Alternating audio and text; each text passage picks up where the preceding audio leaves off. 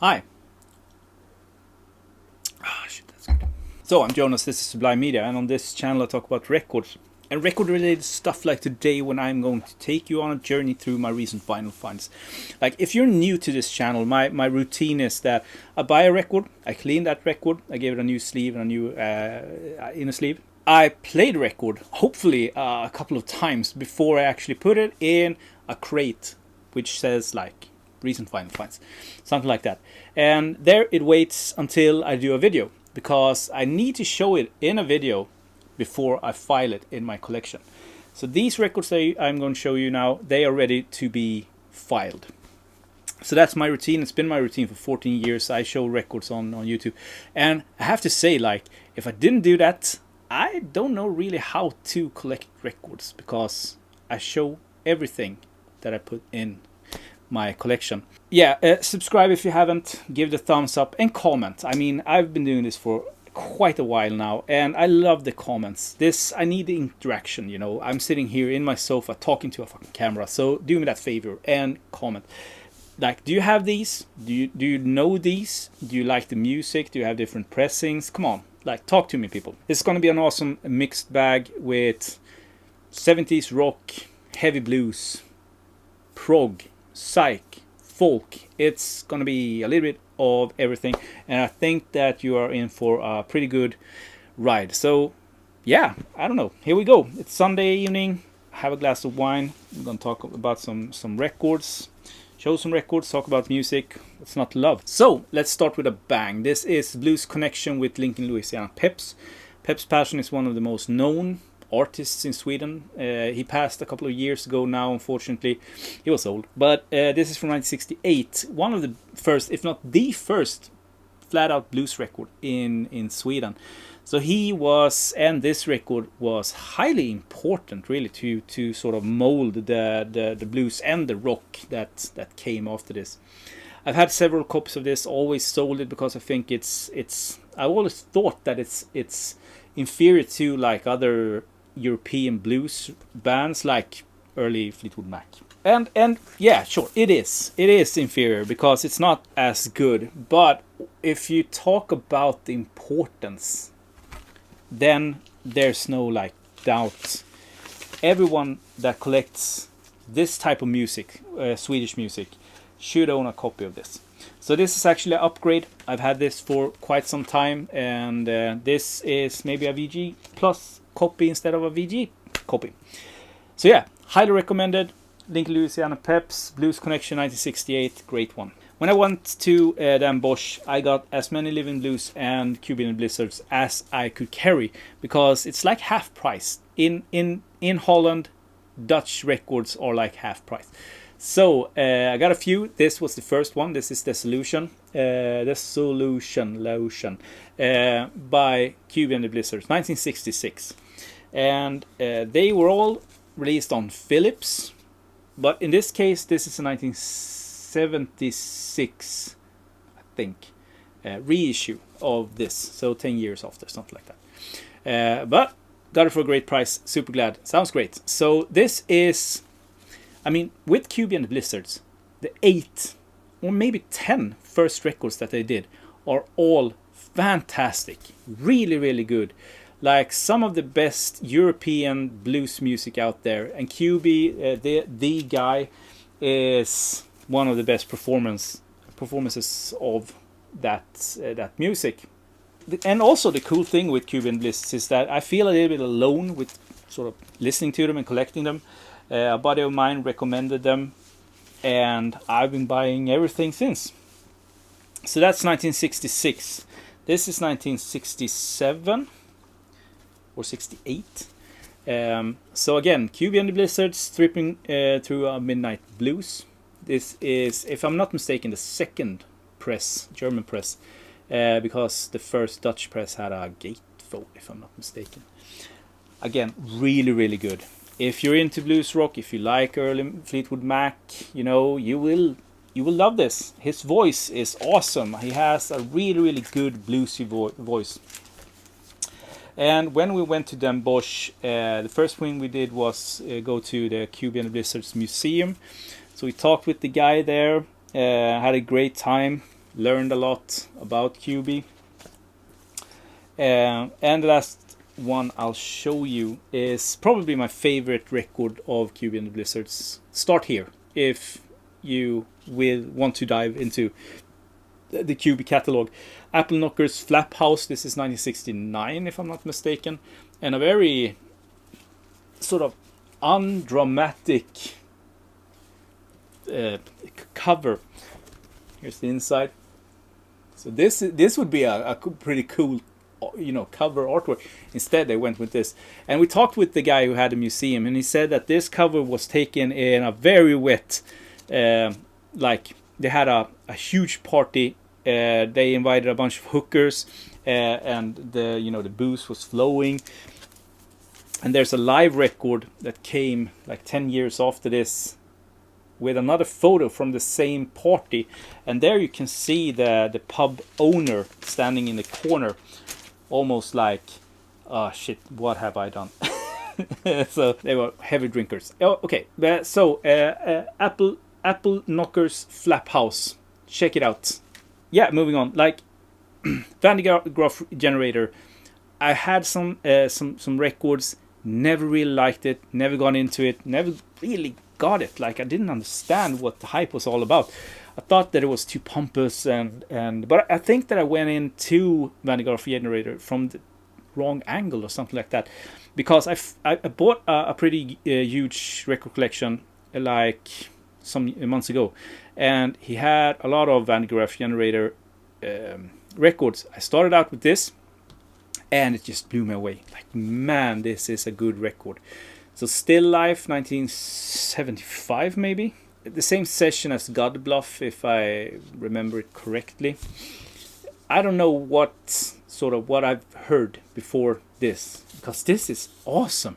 Really, really good. Like spacey, it's slick, really good, like solid English prog, and Peter Hamill's voice, the musicianship, everything is just top notch. So it's going to be awesome to dive deeper into the Graaf Generator catalog now that I have a handful of records that I can actually play and analyze. And if I don't like it, I just put it in the shop. So why? I'm not blessed with finding many Michael Chapman records. This is probably the first one, I think. Yeah, this is the first one I'm putting in my collection. So it's called Millstone Grit. I think like 73 or something like that. On the DRM label. This is, if understood correctly, I think this is the first German press. But yeah, love the DRM label. Love the artists that were on DRM also. Man, what a catalog. Both obscure and big artists. One of the true, like, not unappreciated, definitely not unappreciated labels, but unspoken of labels. Like, we don't talk that much about them, but man, what a killer label that was. Okay, moving on. Some country rock-ish cheap heat, in my opinion. You can find this for under $10, you know. So this is area code 615. Yeah, country rock, southern rock, maybe esque. Good, like all the way through. Really, really good. On Polydor, this is also a German press. So won't talk much more about that. If that sounds interesting, if you don't know about it, they only released 2 records, and both of them are really cheap. So yeah, try it out. It's really good, and not expensive. How often is it nowadays that you find records that aren't expensive but super good, and not that common? You know, like I bet like you buddies don't know about area code 615. This next one I got on Discogs. You know, you don't see pictures on Discogs. I bundled a bunch of records in together, got them home, and unfortunately, it was written on the it didn't say the description didn't say. I think that it said like VG Plus cover. So I wrote to the guy, said that this is unacceptable, and he ended up paying the entire record back. He was super cool about it, and I got to keep it. So that's awesome. So this was a free record. This is Paul Brett Sage. Progressive blues, maybe. Really good, well played, on the Pi label. So yeah, I'll look for another copy so I can get one without the smudge on the front. But until then, plays fine. So I mean, the cover isn't. I'm not putting the cover on the turntable. I'll tell you that. But yeah, awesome, great record, highly recommended. Okay, so heavy blues again. I think you can describe this. It's not progressive. It's definitely not psychedelic. It's not like standard 70s, 70s rock. So let's just say heavy blues. This is a long time want for me. Feels. It's been on my want list for so long, but I've never seen it. I think that this was part of a bundle that I did on Discogs. So finally, just went for it. Really, it's on the beautiful Uni label, one of my favorite label designs. I think it's really cool. It's like a butterfly swirl, like a friendly vertigo swirl, whilst the UK vertigo swirl is unfriendly and hostile. No, but a little bit menacing maybe. Feels, yeah, highly recommended. Just one off band, UK. I think it's UK. Is it UK? Is it US? Shit, I should know. Okay, I should know. I don't know. Okay, so I've had this before, so I've shown this before. I put it out in shop, no one bought it. Maybe I wanted too much for it. I bought it for a fraction of what it goes for. So I don't know. I played it, fell in love again with it. Now I'm taking it inside. It's going into a collection again. So this is Time. I think that it's a UK band. They started off as, they were called like Combustion something. They released 2 records, then legal. They got sued or something like that. Third record, they called themselves Time, and that's it. Like they didn't do anything else. 1975. This is an amazing record. Like, it's really good. I have no idea why I didn't just keep it all this time. Maybe I thought that like I could do a pretty good profit on it or something like that. I don't know. Yeah, awesome. Check it out. Cool label also. Buck Records. I don't know if it's like a private press thing. I have it here. So 2 seconds. So I looked it up, and it actually turns out that it's a small subsidiary to BASF Records. So they only put out like 100 titles on the Buck label. Kind of cool. Okay, this was like I saw it, I sampled it, sounded kind of cool, and with the sort of obscurity around it, everything like that, like I needed to get it, and I think this is a private pressed little nugget. This is Morning Glory, or Morning Glory because it's a one word. Growing. I think it's a sort of country rock, Eagles meets Allman Brothers kind of thing. Really easy to love. And not super expensive for being what it is. I mean, these things could cost $1,000, and you wouldn't sort of like budge an eye when it comes to just the scarcity and the obscurity, and really good music all through and through. So with that being said, it could be at least hundreds of dollars record, but it isn't. So cool one. If you're interested, if I sold it to you, check it out. I don't think you will be disappointed. This is a fairly new find. So fairly fresh. This is Kingdom Come, or Arthur Brown's Kingdom Come. I have the first one, the Dossier, and this is the follow-up to that. This is much more progressive. It's not as spacey and psychedelic as the first one, and the first one also was a progressive record. Don't get me wrong.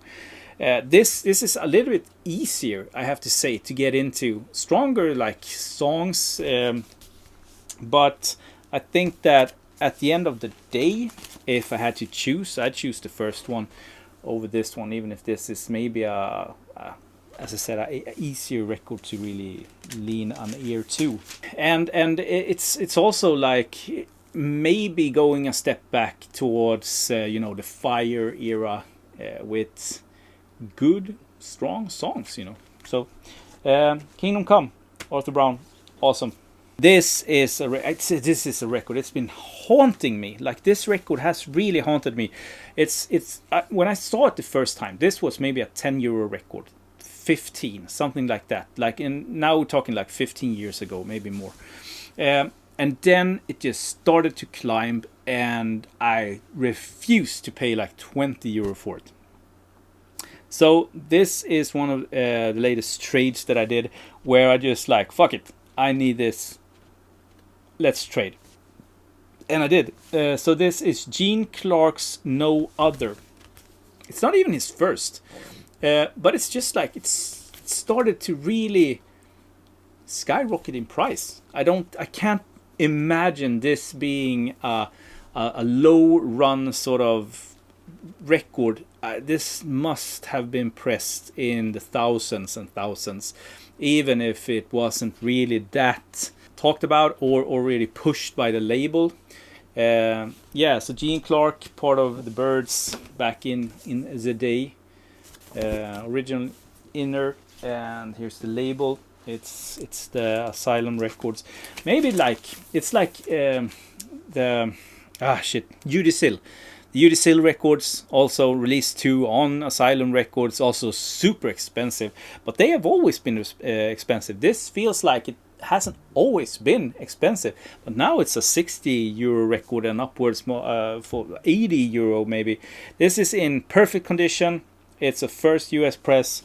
So okay, now I have it, but still kind of mad that didn't get it back in the day, where I could get it for a fraction of what I paid now, or had to trade for it now.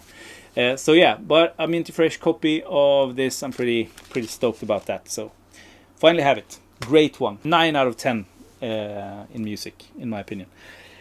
So probably the last time I'll take this out because it's such a fragile cover. This is Cruciferius, A Nice Way of Life. I think that they were, let's see here, I think they were French. Yes, French. I have known about this maybe 6 months, maybe less. Like, I had no idea about the existence of this. This came out in 1970, the only release by them, and it's like King Crimson meets Mahavishnu Orchestra. It's such a good record. It's insane, and with this sort of die-cut cover also, which is kind of cool. The only one that got this is the first press on a small label called Egg. I'll show you the label. And I actually got this for an insanely good price, because a guy on like that I've started to talk with, he had this, and it was in pretty bad shape, I have to say, and it still is. But he had it for a great price. I took a chance on it. I was able to clean it to the point where it's easily a VG Plus copy in just quality of clean, like how it sounds. The bad thing is that it has an edge warp, with a really, really bad edge warp. Now, the needle doesn't skip, but it not only moves up and down, but also a little bit in sideways, which is just killing the stylus, really. So unfortunately, I have to hunt for another copy. I talked with a buddy of mine who has a record flattener, but he said that with the needle moving, sideways in the groove, there's not much to be done, unfortunately. And worst scenario, it cracks, you know, the stylus, which would be a shame. I haven't played it on my good turntable yet. I don't dare, but I've played it many times now out in shop. And so it sounds great. First maybe 20-30 seconds is a little bit like wobbly because you can really hear the edge warp when it plays, but after that it plays through perfectly. So I mean, I can skip the first 20 seconds and I have a perfect, you know, copy. But the hunt continues. And last but not least, this is my latest acquisition. I bought this from Subliminal Sounds. Stefan Keri, he is well known in the sort of the Acid Archives world. He had this up for sale. I took a chance on it. I sampled it a little bit. I liked what I heard. He had a great price on it compared to what it goes for otherwise. And it also ended up being a promo, a GJ sample copy. So that's kind of nice. Mill supply, US, private pressed, southern, like country rock record. Very obscure, great, fantastic music, musicians, songs, everything just fits. If you're interested in that sort of, in the let's say in the same line as the other Acid Archives titles, I think that this is a record you could enjoy. Like, check it out at least. Mill supply. So yeah, that's it, and that's my video, long ass video, but many records were shown. Hope you enjoyed that. If you have comments, no, not if you have comments, like comment down below. Let's have a discussion going, and I'll talk to you in my next video. Have a great day, everyone.